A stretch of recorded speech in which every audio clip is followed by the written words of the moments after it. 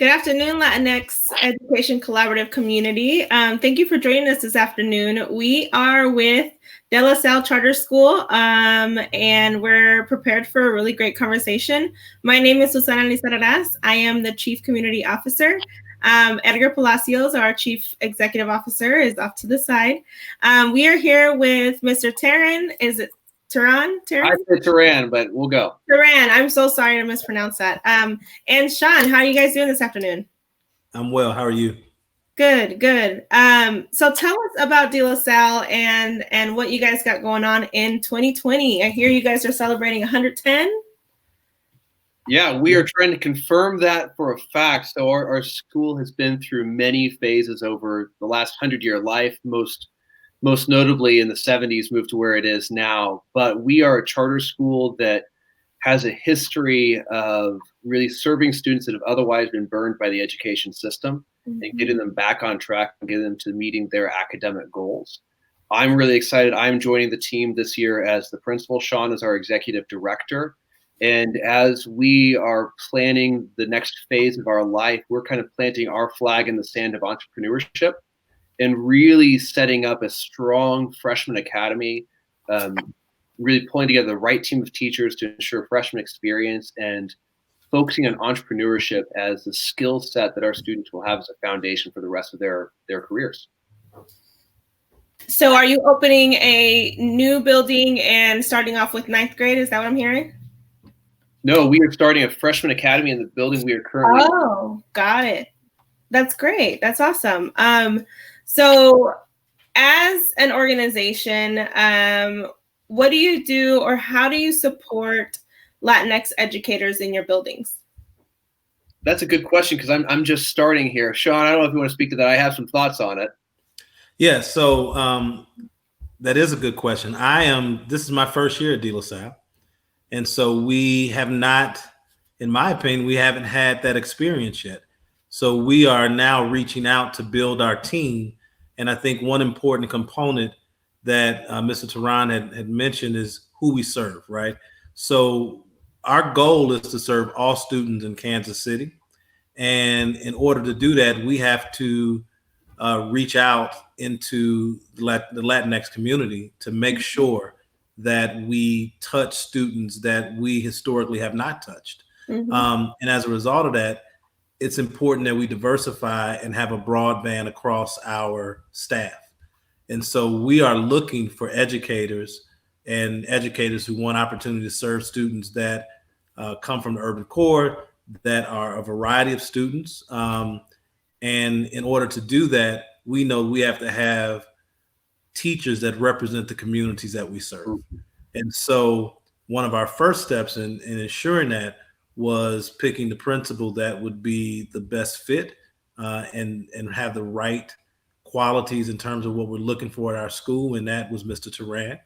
And as a result of that, he is going to come in and represent the shift that we're trying to do at De La Salle. So we haven't been intentional in terms of how we develop Latinx teachers. I, on the other hand, have been very intentional that our goal is to have teachers that aspire to leadership, teachers that want and believe in the efficacy of the work and of pushing students to doing great things. And so that's what we're here today for. And partly, I would like to learn what are some of the needs that Latinx teachers have out there and what may be limiting their opportunities. So I'm very interested to learn as well. Yeah, and I want to speak to a couple thoughts to build on that generally. So as the instructional leader in the building, one of the things I believe in for all teachers is the value of coaching and continued professional development. So we're going to make sure that we have a strong culture where every teacher gets the coaching that they deserve to be able to grow. And that's absolutely important. We know that especially for teachers of color and Latino teachers, Latinx teachers, that a strong mentoring relationship is one of the most powerful things to keep them in the profession long term. Somewhere around 8 times as likely to stay in the profession after 5 years. So we're going to make sure we do that. I am also just professionally in this past year connected with Unidos US, which is the largest Latino civil rights organization in the country. as one of their school leader fellows. So I'm hoping to bring some of the resources from that partnership to our school in ways that we reach out to our teachers, to our students, and to our families, and to tailor that to the needs of the students that we have. That's great. And as an organization and as a community, we appreciate your transparency in that and saying, we're not where we want to be. We're not totally sure how to get there. And so offering up that space for us as a community to offer that help and offer that guidance is really appreciated. It means a lot to us as a community. Now, when we talk about the opportunities at your school, what are your openings? What are you looking for?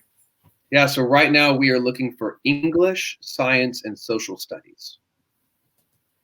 Is that middle school? Yeah, we are a high school, so we are grades 9 through 12. Yes. You said ELA, science, and social studies. Social studies. That's exciting. That's great. I heard, Sean, I heard you say earlier that some of the qualities and the skills that you're looking for in your candidates include leadership and efficacy. Anything else that you'd like to mention for what a good candidate would look like for De La Salle? Absolutely. The first thing, and this is the most important thing, we need smart people. People who are smart and who understand how to solve problems. That's critical because in education, as a teacher, as a leader, you're going to be confronted with dilemmas and problems.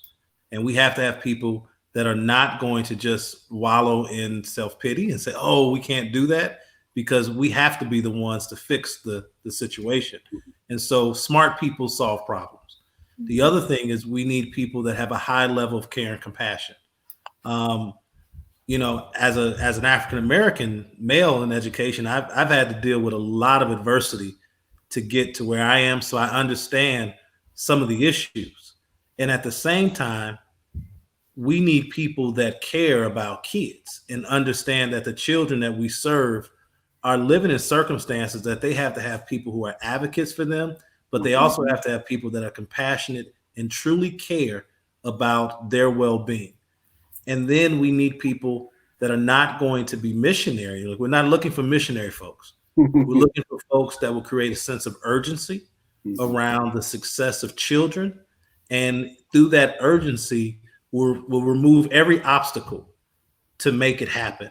And then finally, people who are fearless, just simply unafraid to do the right thing for children. And then finally, team players. And so we're looking for people that will get together and gather and say, okay, how do we do this? I can't do this alone. I have to do this in concert. And that's in concert with the leadership, the teachers, the family, and the community.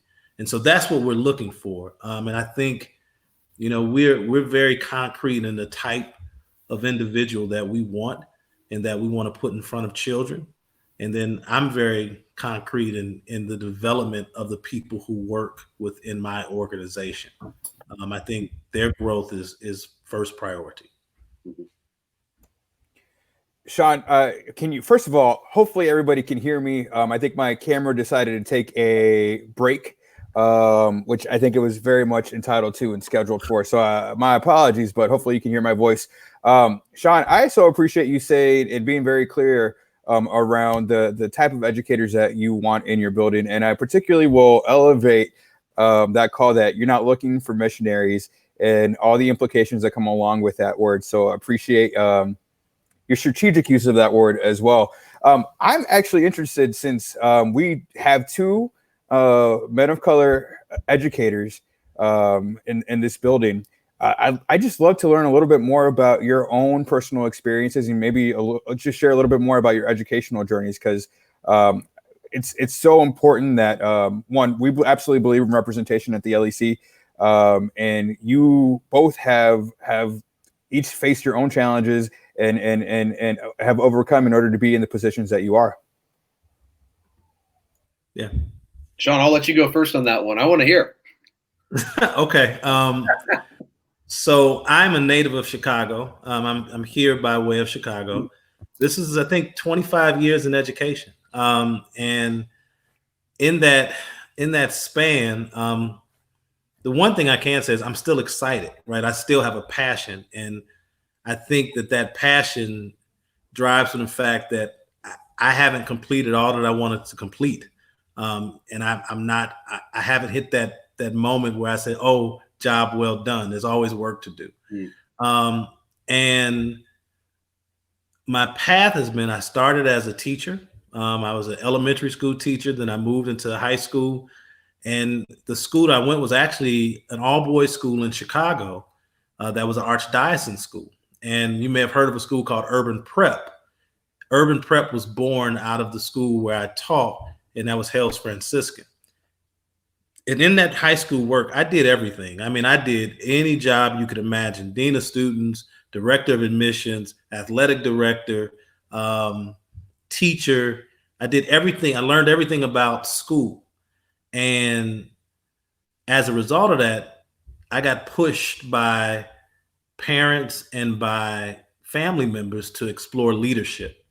And so, it might be that, I've had some natural inclination to being a leader, and that just kind of came through. I was a baseball player. I was always a captain of the team. I was a catcher. So there's some things that maybe just came in my personality.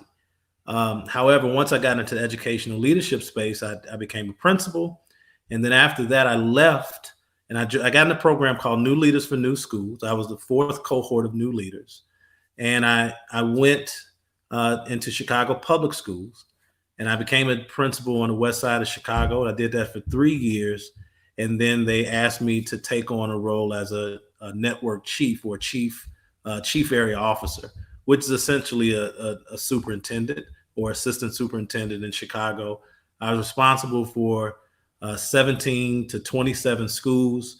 I was responsible for the leadership development of the principals in those schools and the day-to-day operations. And so ultimately, I had responsibility of about 17,000 students in the city of Chicago, secondary school students. And what I saw inequity. I saw definitely issues of equity in terms of resources, quality of individuals. I did not see the same teachers with the same passion, the same drive, serving the students in the communities where they were needed most. And I saw what essentially I felt was a sense of mediocrity, that if the students just made it through high school, that's okay. If the students C work was acceptable, and it was just an undertone of lowered expectations. And I had the unique opportunity to work with the University of Chicago with a program called the Network of College Success, and that shifted my career. And through that work, I got a team of other principals and leaders that just completely bought into the success of all children. And we killed it. Like we did great work. And that work was centered around freshman academies and transitions through high school and college success and college enrollment. And ultimately, it led me down a path where it just became my identity and who I am. And I think it's what kept me excited about education, because I've always kept kids at the center of my work. They're the center of my focus. And I have 2 daughters. I have a daughter that is going to 8th grade, and I have a daughter that is now finishing her freshman year in college. And I've always held the standard that, is this school good enough for my child? And if the answer is ever no, then I have work to do. Mm-hmm. And so, my path was a different route. I'm not a product of the public school system, but I've been serving the majority of my life in the public school space, and it's been very rewarding. And so that's a little bit of me. That was good to hear, Sean. I guess I'll jump in on mine now. And what's exciting for me is this is a new development. So I think I came on the team, just 2 weeks ago, Sean, or a week ago that we got this. And hearing you talk about your vision, your story is a big part of it for me. So I hope that other people tuning in and hearing this, hear the passion and what we're going to be able to do together. For my own family, I'm the son of a Cuban immigrant on my dad's side and Appalachian hillbillies on my mom's side. I have one grandparent that even finished high school. Most of my grandparents maybe finished elementary or what the equivalent of it would have been at the time. And I've seen the power of education in one generation to completely change the trajectory of where a family ends up. My own parents were both educators. And so maybe it was kind of in the cards. I went to high school. I grew up in Wichita. My parents as educators were the parents like Sean who said these schools have to be good enough for our own kids. And they kept me in the schools they worked in. And that influenced me. So I went to Wichita North High School, which at the time was one of the most socioeconomically diverse high schools in the country. Latinos were the largest group in that school at 38% my junior year. So no group was more than 50% of the school. And that for me painted the picture of what diversity should look like. There was no overwhelming majority. It was a true mixing melting pot, a beautiful thing. I went on to college, ended up majoring in education, worked in Kansas City, Kansas schools, and continued with the values that I needed to be in my community. So I still live in the neighborhood where I started teaching. I taught for 5 years at Harmon. I then was an instructional coach for 2 years at a middle school, I taught English and I focused coaching math and science at a middle school. And then I went to Guadalupe Centers, my first few years in the charter world. Where I'm excited now coming over to De La Salle is our opportunity to really build those entrepreneurial experiences and meaningful partnerships with our community to get kids out into the community doing real work, really leaning into the skills that they bring. And I think what is so exciting is having a team that sees the value in every student and knows how to help students see that value in themselves when they maybe don't know it. And like, this is a place that students who have struggled other places shine. Like, it's not just a get by, it's a place where students are really brought out and shine. And I'm excited to be part of that. Thank you so much to both of you for sharing that. I think it's so important and powerful for educators who have been in the work for a while to be able to share their stories. It's not only inspirational, but it helps others aspire to become educators as well. And so I appreciate you being vulnerable enough. And I'm looking forward to seeing all the great things that are going to happen at De La Salle on this dynamic duo that we're seeing in front of us. Before I transition to kind of our final comments here, just want to bring it to the space. 1 second here. I think I can still do this.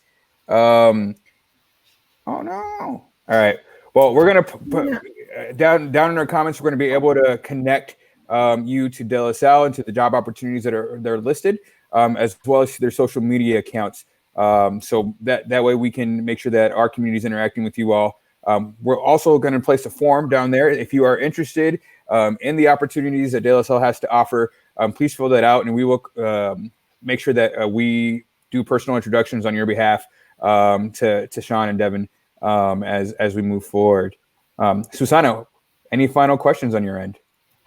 No, I'm really excited about the movement you guys have going. I'm a Northeast East Side resident, and so I know about De La Salle, and I have friends that went there, and it's been doing great work for a long time. So I appreciate your work, and look forward to all you guys got going on. Thank you so much. Thank you. Yep. And thank you both for joining us and being a part of this. It's greatly appreciated. All right. Thank you very much. And enjoy the rest of your day. You too, guys. Have a great weekend. Thank you.